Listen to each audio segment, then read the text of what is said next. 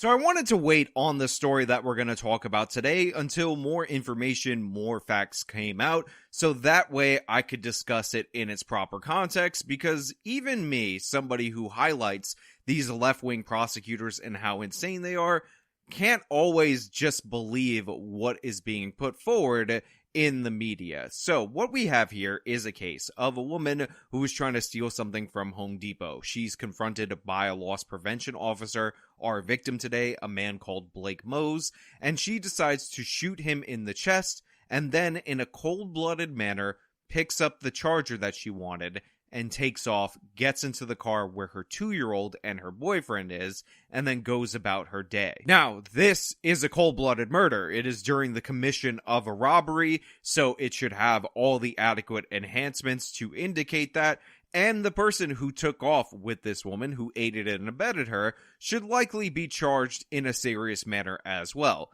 However, like we've seen time and time again, when District Attorney Pamela Price examines a case, she sees it a little bit differently. She reacts a little bit abnormally, and what I may have found in this case is startling, and it's something that I need to share with all of you guys. But this video is sponsored, so let me toss it to the sponsor, then we'll bring it back over here, and we'll talk about it on the other side. The signs of future economic trouble for investors and savers are all around us. Bloomberg is warning of, quote, a severe economic reset, and gold appears as a caged bull awaiting a catalyst. In May of this year, JP Morgan said cut stocks, buy gold, and hold on to your cash. And people at Wells Fargo believe that gold might be in a super cycle and it could last for the next 6 years. And in fact, they might be projecting $3,000 an ounce for gold. The time for gold is here and demand is already soaring. This is why I'm happy to tell you that I'm partnering with National Gold Group. You can call them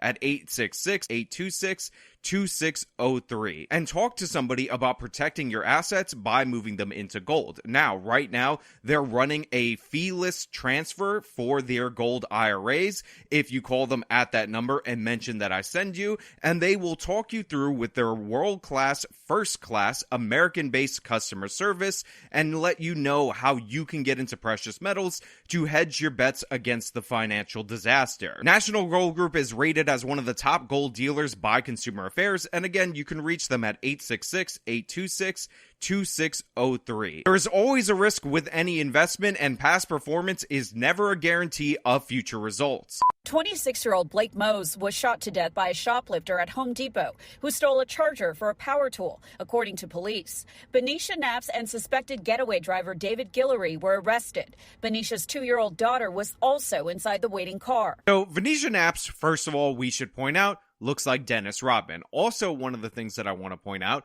is that these are in fact felons. So, felon in the possession of a firearm, which should be an additional enhancement right off the bat.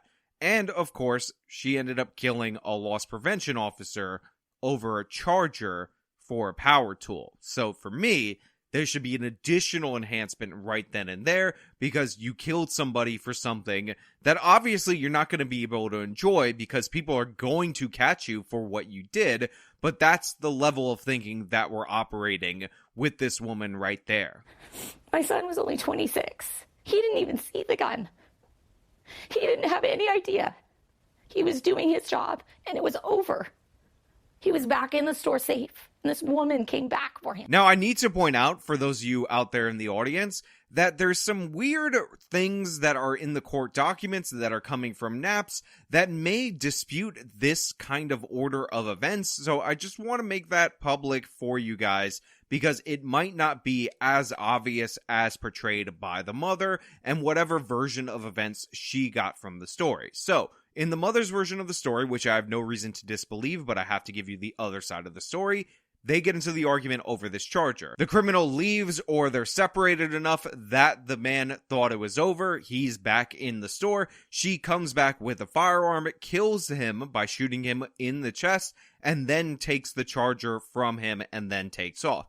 In the woman's version of events, which I have every reason to disbelieve, this is how it goes. Newly released court documents reveal a 32-year-old woman accused of shooting and killing 26-year-old Blake Moss from inside the Pleasantville Home Depot told investigators that she fired accidentally after the loss prevention employee tried to wrestle stolen merchandise from her hands. Now, the reason why I gave you that version of events is because I want you guys to have the full context, what is being put forward by the defense, and I want you to think about how ridiculous that is, because I don't think she was carrying the firearm initially when they were doing the wrestling. Obviously, there had to be a drawing of the firearm, a pointing, and a firing. And even if the alleged criminal in this instance drew the firearm, pointed it at the chest of the loss prevention officer over a charger for a power tool, that is intent enough for me to deem this woman a murderer. The fact is, if you don't want to kill something, don't point your gun at it. Or if you don't intend to kill something,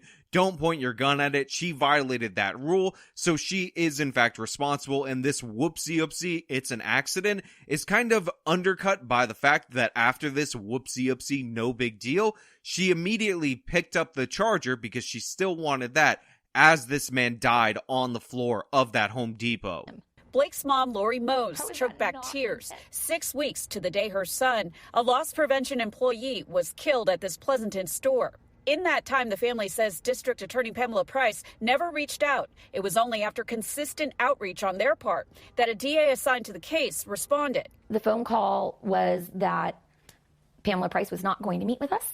She was not going to have a conversation with us, and we discussed my concerns about the charges. So, of course, Pamela Price, who doesn't give a damn about victims, refused to meet with them. She big-timed them. She said, I have a busy schedule. I'm a woke activist. I got things to do, like not prosecute other cases, so I'm not going to meet with you guys. But then, the district attorney, the person who actually works for her office that was assigned to the case, also had to be harassed to the point where he called them on the phone in order to discuss what was going on. Remember, these are the victims that lost their son in this instance, and they can't even get in touch with the district attorney. In a murder case, a high-profile murder case, they don't even have the time. They gave him a bit of a phone call, and they weren't all that concerned with their concerns related to the charges and related to the fact that they were dealing with two felons, one of them in possession of a firearm, so obviously there should be additional enhancements to go along with it. And by the way, the fact that there aren't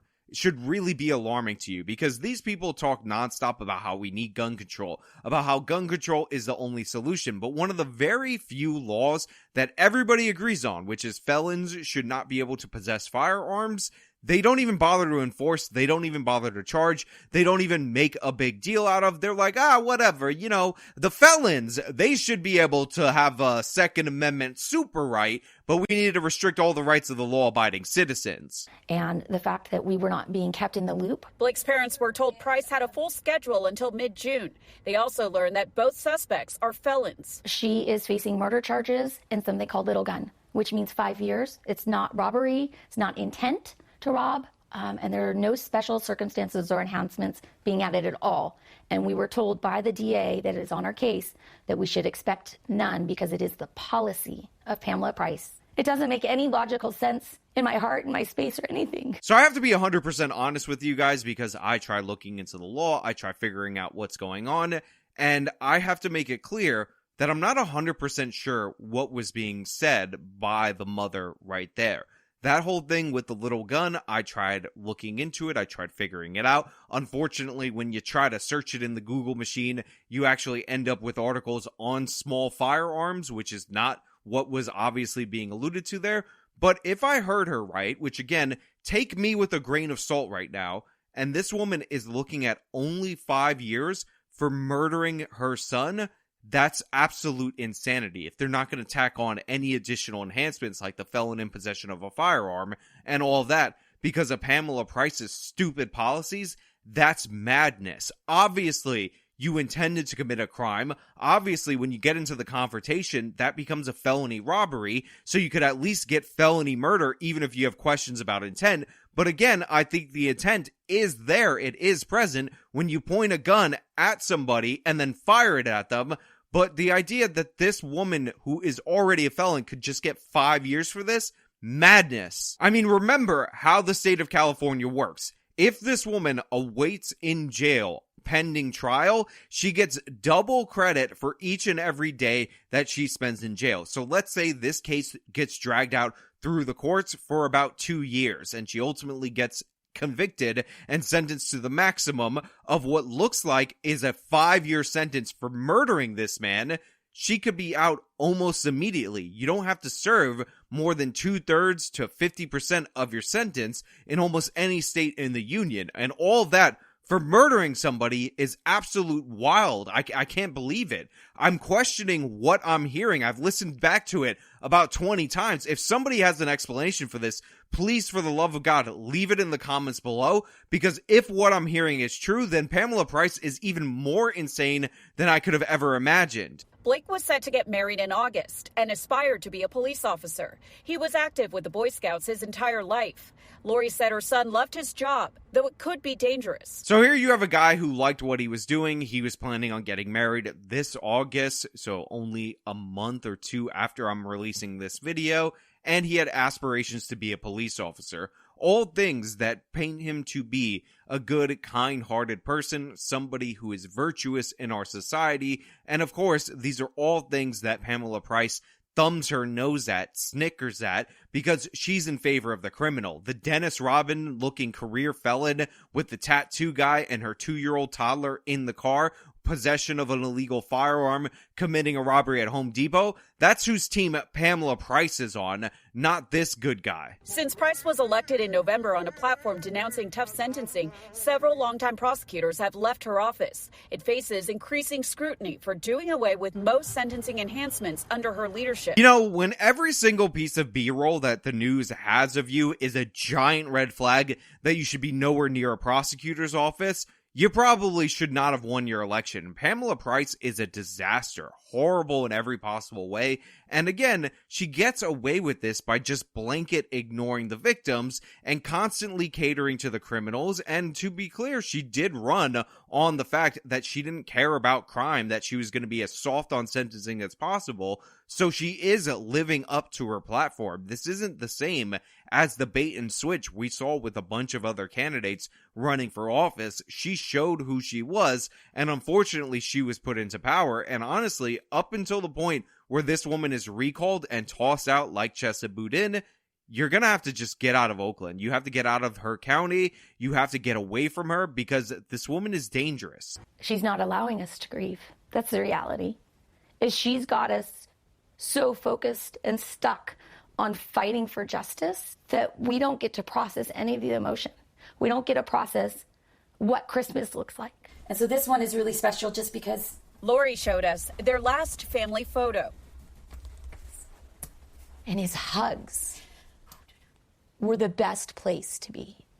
And I could really use one of those. Look, I'm so sorry for the family in this instance. I'm so sorry that you have to suffer under Pamela Price, that your son and future person who's going to provide you with grandchildren because he was getting married in August is not around for you. But what I'm even more disgusted by is the fact that there's no guarantee that this won't happen to somebody else. There's no guarantee that Pamela Price isn't going to leave other people hanging, because she's shown time and time again that she's pro-criminal in every regard. These people had records. They were stealing with impunity. If we actually prosecuted shoplifters to the fullest extent of the law, Lord knows how many of these people would be off the streets at this point in time before they get violent. And for everybody who's saying, oh, well, she was just trying to feed her kids. Her kid really wanted to eat that power drill charger. She's just a poor Dennis Rodman looking Aladdin. Again, look at this family. Look at what they have to endure. Start thinking about the victims rather than the circumstances that you imagine in your brain that made the perpetrator's life so hard, and demand justice. Pamela Price needs to be gone, out of here. She should have never been elected. It's an abomination on our nation that she's in office.